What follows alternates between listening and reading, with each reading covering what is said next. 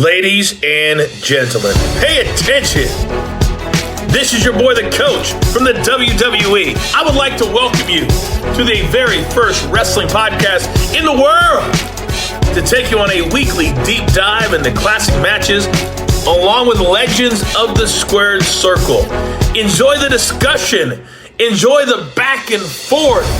There's so much to get into. Ladies and gentlemen, this is The Payoff.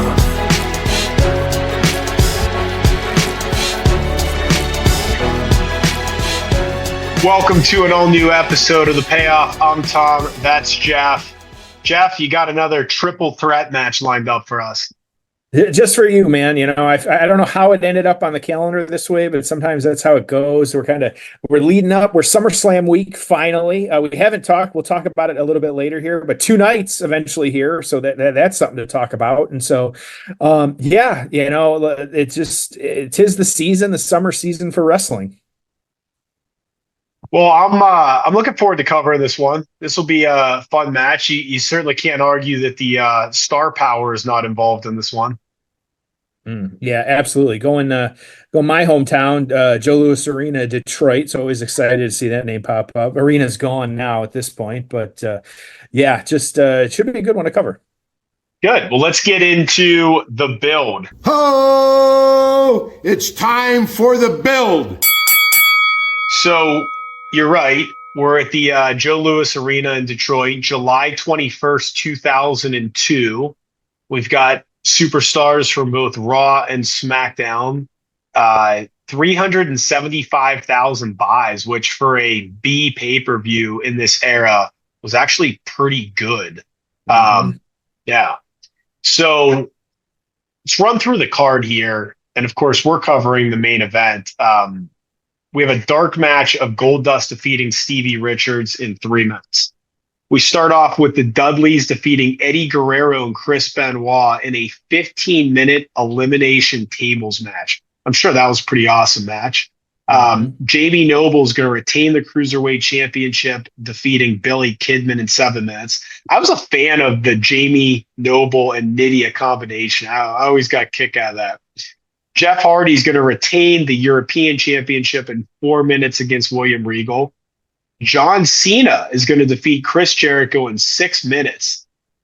I guess this was like earlier Cena, but like just wild to think Cena in the middle of a card working Jericho and it being a 6-minute match. RVD is technically going to win by DQ against Brock Lesnar in a rematch from their King of the Ring match where Lesnar won. It was for the IC Championship. So we keep the title on RVD, but obviously we're building towards Brock Rock at SummerSlam. Booker T is going to defeat the Big Show in a 6-minute no DQ match.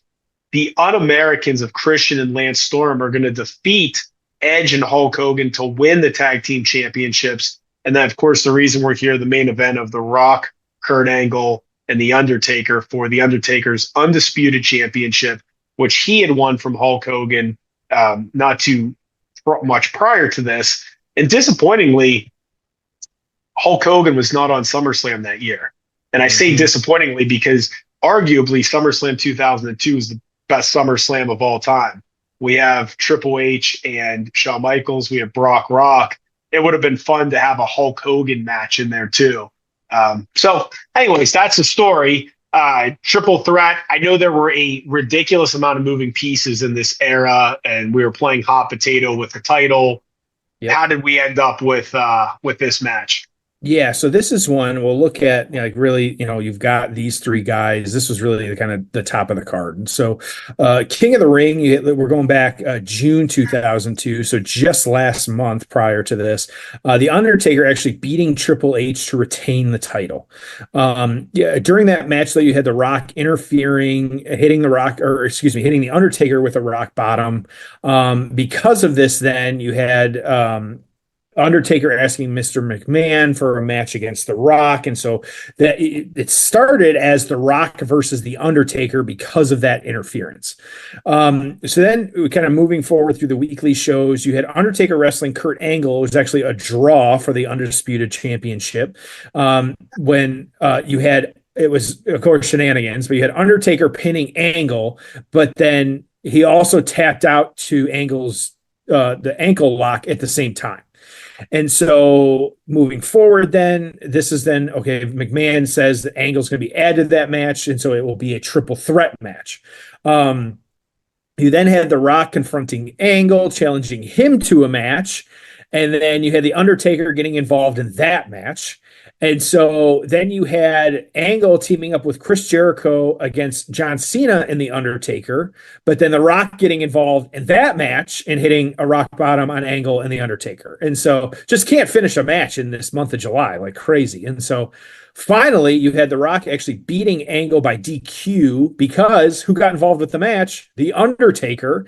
And then you had Angle hitting The Undertaker with a chair. And so when you say there's a lot of moving pieces, yeah, there was a lot of people running down the ramp to interfere in every one of these matches. Like absolute nonsense, like just every single week from the moment they booked this match, every single, not even every week, every episode, you were getting some kind of interference in these guys' matches, which is just dumb. Like if we were to see that nowadays, we would riot. Like we would immediately like, hey, can we not do this shit? Like, and so, yeah, so, but started as Rock and Undertaker, Angle gets added, they keep interfering in each other's matches, and so then we finally get this match at Vengeance 2002. Yeah, just a lot of little too much shenanigans for me. I just Yeah. not. I mean, and the thing too is look at who you have in the ring. Like it's the freaking Rock, it's Kurt Angle, and it's the Undertaker.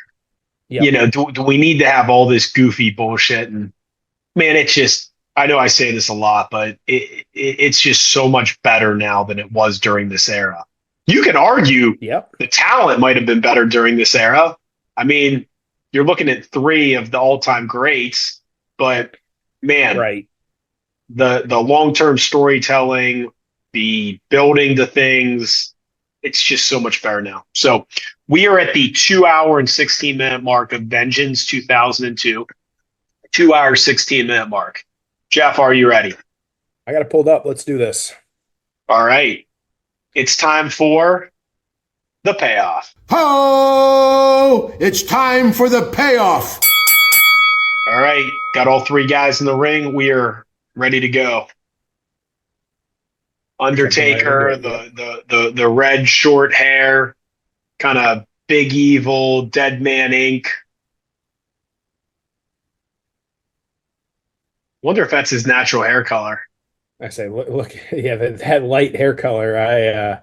Hopefully not. Yeah, Rock and Taker facing off, and Angle trying to get their attention. Yeah.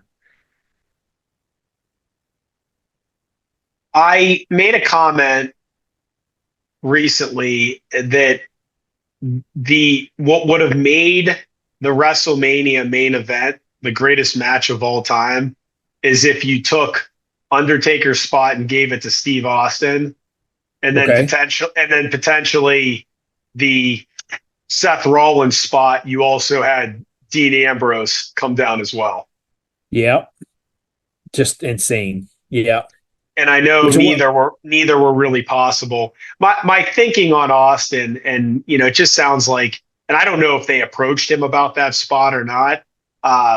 But I think he's just very protective of his character. And hey, if you want me to come back at WrestleMania, it's not going to be to play, second fiddle to The Rock and Cody and everyone else. Like, I want to be the guy. And I mean, I think he's earned that right at this point, huh? And it's weird because like some of the reports at the time were, it's the money. Dude doesn't need the money. Like, it's not the money. It's not the money at all. There's no way. I mean, okay, if you're going to believe that, then here, play this out. So, hey, Steve, we'd like you to come in and hit The Rock with a stunner and do a little interference. Oh, okay, yeah, no problem. Be happy to do it. What's this pay? We're going to pay you $250,000 to come in and do this. No, guys, I'm not going to do it for under $500,000. Okay, sorry. I guess we're just at an impasse and we'll go in a different direction. There's no way that happened. Okay. And I'm just making up numbers, but there's no way that happened. And Yeah. I'm sure they had a conversation, and Austin may have said, look, if I'm not in a match, I don't want to be there and fly out there. Or he was busy, or I mean, there's 10 different things it could be. Money is not one of them. There's no way they lowballed the guy, and right? I mean, it's an absurd thing to say. Yeah, I think that like even still, okay, they give him $1 million, like fine. But I think to your point, it makes more sense. I think that there's probably some, there's the history of The Rock in Austin, and what we're hearing the behind the scenes stuff, and Austin hears it too and knows it better than probably anyone on the planet of kind of how The Rock is. I believe probably half of it. The half truths of kind of what's out there, whatnot. But like, I think to your point, like he's protecting the character. He doesn't need to get involved in that match if he doesn't want to. Yeah, okay. Part of it too is then we're saying like, oh, the Undertaker wasn't as good. Like, no, like that's not the case at all. Like it would have, it would have been another huge pop. But still, I think that what we got was great. And now I don't know if I don't think I've sent it to you, but like he's a cat dad now. He loves posting photos with his cats on Instagram. Wow. Like this, the farm cats, like, hey, good for him though. Like I'm all for that. Like, of course, like my brother's a cat guy, and so he's a big fan of that as well too. So I find that kind of funny. But yeah, I think it's just one of those things where, and also, okay, what happened? Like we carry on the conversation for another year, and Austin comes back in a year and screws The Rock. Like, come on, like that's still going to be incredible. Like, there's nothing to complain about at that point. And so, yeah, it's just, we'll see what happens. We got a long road before we get there, but it'll definitely be interesting. We haven't talked about it. We have to talk about it. This week is SummerSlam, 2 nights. Well, it's to me, it's beyond a no-brainer. I mean, you look at the roster, and there are. I mean, I think for your big four, it's better for there's no downside, I guess is the best way to put it. Obviously, you're going to make more money. You're not asking your fans for more money because the shit's all free on Peacock. Yes, it costs more to attend because you go for 2 nights. But look, you're watching the Rolling Stones back-to-back nights, and they're playing 2 different set lists. Well, we do got to be careful because we don't know what Peacock. It's 2026. We don't know what Peacock's going to look like. Yeah, I find it. Okay, so I understand how TKO potentially could say, look, we make $1 zillion off UFC pay-per-views. We prefer that model, and we're going to go in that direction with WWE. We're going to put both properties on ESPN Plus, and we're going to do the pay-per-view model for both. And maybe it's not $70, maybe it's $30. There's a happy medium. I can see that. I just, in my heart of hearts, find it very difficult to believe that they're going to try to put the toothpaste back in the bottle, meaning product is white hot. We're absolutely killing it. We know that our fans are more brand loyal to us than almost anything outside of maybe Apple and Disney, right? Like our fans love us. Why in the world would we go to them and say, hey, you owe us $70 a show? Now, what I think would happen, and I think this is AEW's problem. So part of the reason I don't follow AEW week to week is because I know I'm not going to spend $50 or $60 on their pay-per-views. Mm-hmm. So if AEW had pay-per-views that were free through Paramount, I would be more likely to watch the weekly TV, and I would absolutely watch every single pay-per-view. Yep. I would. Every single pay-per-view I'd watch. So I can't imagine. I mean, if I'm sitting in the boardroom with WWE, I'd say, look, at what cost, even if we make a little more money from the pay-per-view model, are we going to hurt overall viewership? Are we going to hurt weekly TV? And then how does that affect our next Netflix deal, our next USA deal? If less eyeballs are watching the product, how does that affect our corporate sponsorships? So I look at it all together and I'm like, I don't know how and why you would ever go back to charging for pay-per-views. And I'd argue they'll be more likely to say, hey, UFC, we're going to sell the rights to all the pay-per-views to the highest bidder at $500 million a year.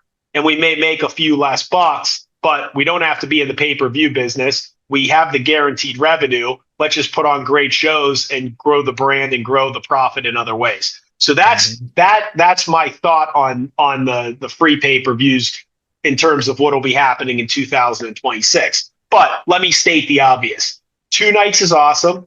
If you don't want to attend both nights, you don't have to, but you certainly can. But from a fan's perspective, if I'm going to Minnesota for the weekend to watch, I'm watching my favorite band 2 nights in a row, which I don't mind doing. And oh, by the way, they're playing all different songs both nights. I mean, it's 2 completely different programs. So I like that. You look at this year's Royal Rumble, and I believe we had 2 matches and 2 Rumbles, and it was fine.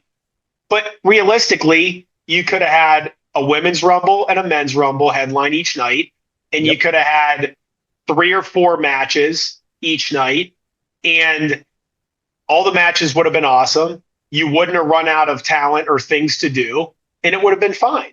So I think creatively, your big 4, and look, you start with WrestleMania and SummerSlam.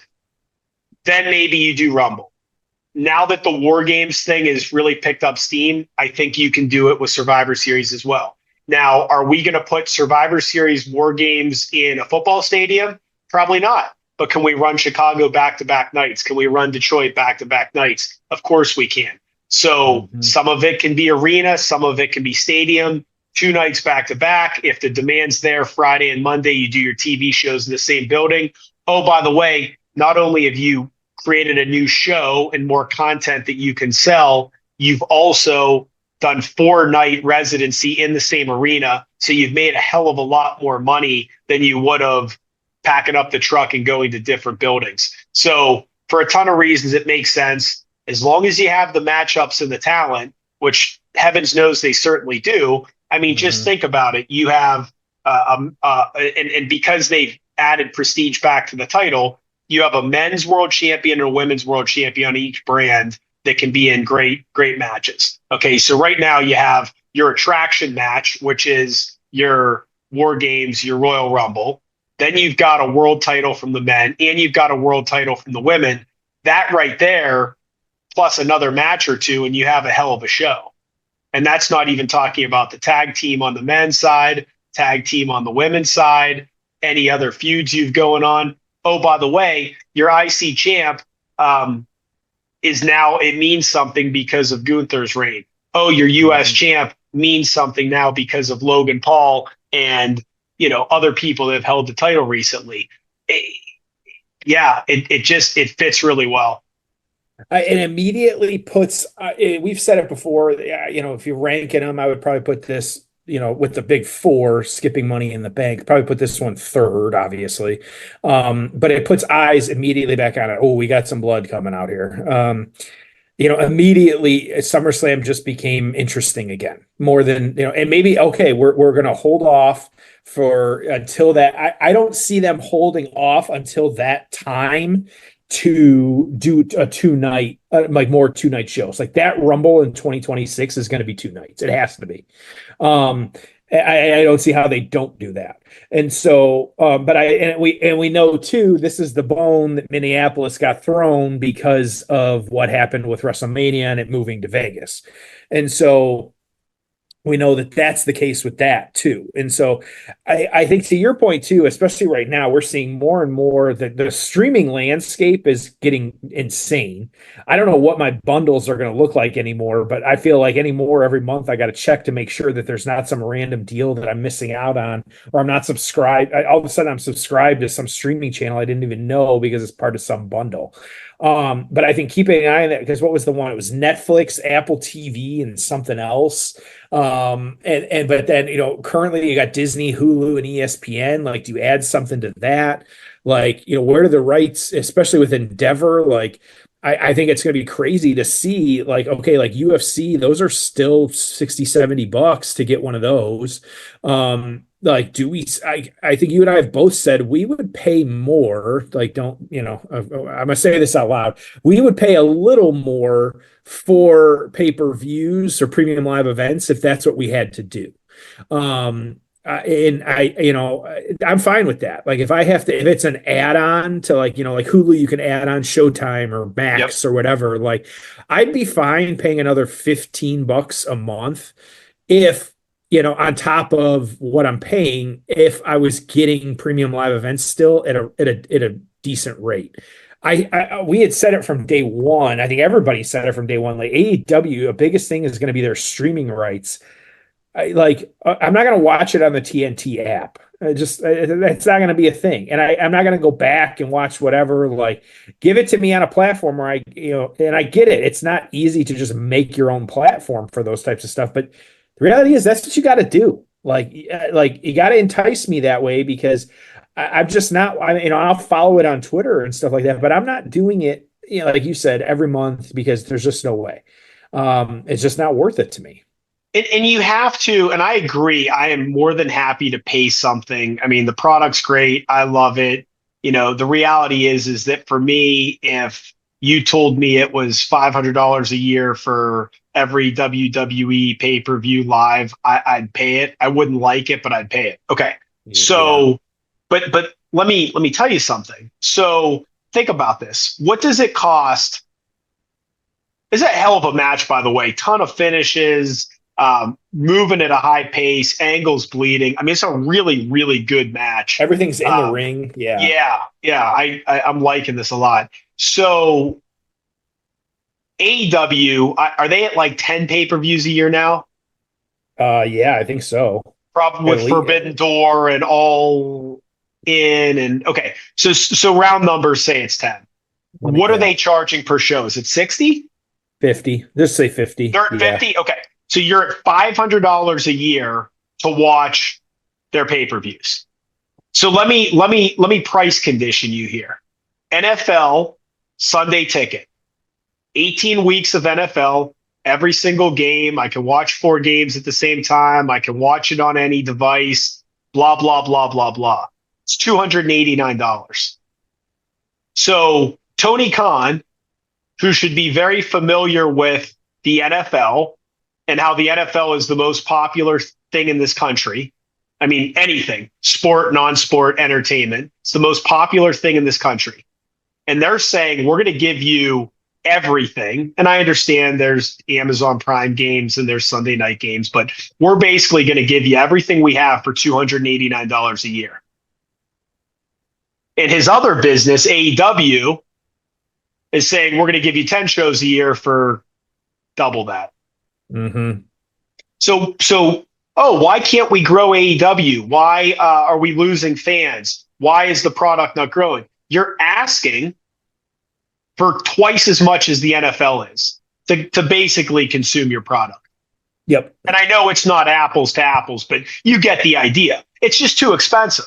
Oh, and by the way, NFL fans have more money than AEW fans. So you're asking double to a group of people that have less money as a fan base.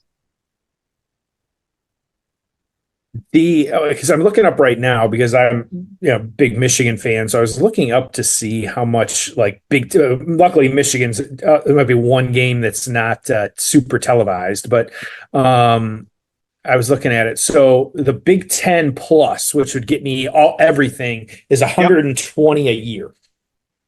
And you could go $10 month to month if you wanted to on YouTube TV. So in season, you're at $40. Yeah, it's $15 a month if you do monthly. Okay. Yeah.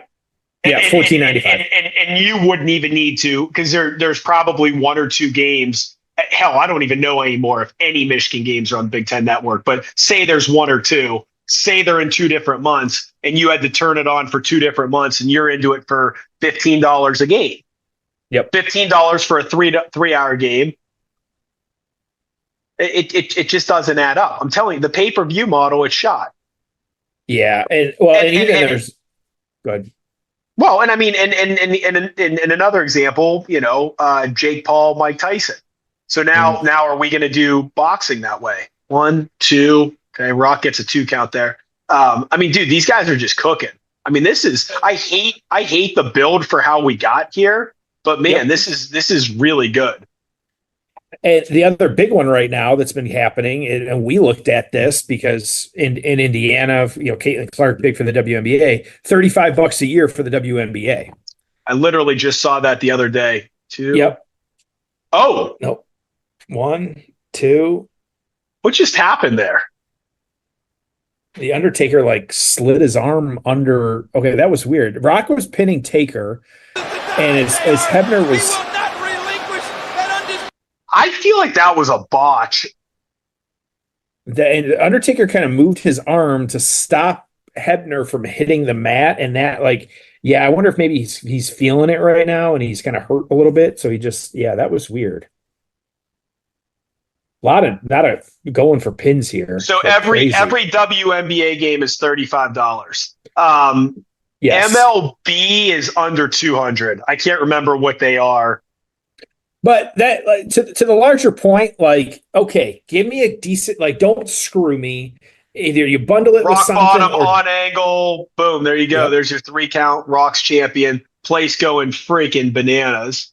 Taker picked up the stop. Yep. The sound's coming through now. Is it really? Yeah. Is that a Peacock change? So Peacock or Zoom, someone changed something. Yeah, we can. Coming clear. They're coming through Thursday. Yeah. A war in Detroit. That vengeance. The Rock survived. The Rock is the undisputed champion of the WWE. Unbelievable. There you go. And wild era too, because he was already acting kind of at this time, and you knew he was going to put Lesnar over and basically be gone. Yep. Wow, interesting. Finish your thought before we transition. Don't screw me with the streaming. If you can give it to me bundled a certain way where I feel like I'm getting my money's worth. Streaming is a part of life now, so I'm perfectly fine with paying something. But don't screw me or charge me streaming and then say, oh, well, we're going to charge on top of that for premium live. It's just not worth it. So, yeah. People just don't want to feel nickel and dimed. It's not that people mind paying for stuff. They just don't want to feel like they're getting jerked around. That's the key to it. Yep, exactly. So okay. All right, let's get to the aftermath. Ho! It's time for the aftermath. So, exceeded expectations. I thought this was a very, very good match. Crowd was into it the whole time. No, not a minute of dull action. 3 first ballot Hall of Famers. I loved it. What'd you think? Yeah, absolutely. Just incredible action, really good stuff, just hot from start to finish, nothing wrong with any of it whatsoever. Just over really good overall match. Really, really good. And 20 minutes felt like the right time. I don't think it needed to be any longer, but exactly. Yep, absolutely. Good. Okay. So The Rock, as we know, and Tom alluded to already, after winning the championship, he then started feuding with Brock Lesnar. So we all know the SummerSlam match. Go back. We've covered that one as well, too. Becoming the youngest champ in history, in title history, by beating The Rock at that SummerSlam. Angle, after losing this one, went on to feud with Rey Mysterio. It was a 6-man tag match. The 2 of them had a match at SummerSlam. Angle won that one. And then going into SummerSlam, Undertaker started feuding with Test. They had a match at SummerSlam. Taker won that one. So, Getting into the PWI 2002, you had Kurt Angle was 6, The Rock was 9, Taker was number 2. The torch on this one, Rock pinned Kurt Angle in a 3-way match, also involving the champ Undertaker. According to the rules, Rock won the title by being the first to score the pin, regardless of whether he pinned Taker or Angle. The downside of his reign is that because fans are widely aware that this next movie begins shooting in September, he will likely lose the title at SummerSlam to Brock Lesnar.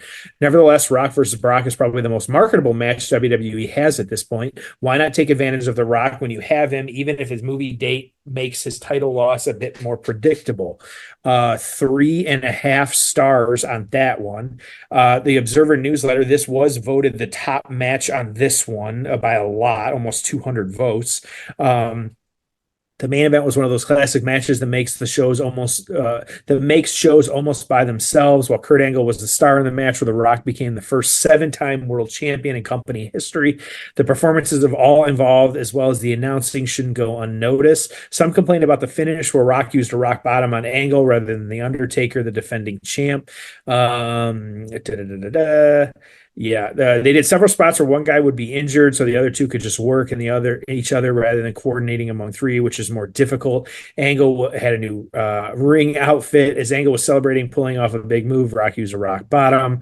4.5 stars. So you got 3.5 and 4.5. Tom, where are you scoring this one? Well, I'm more in the 4.5. I have this thing at an 8. I thought it was an excellent match, and what it lacked was a good build.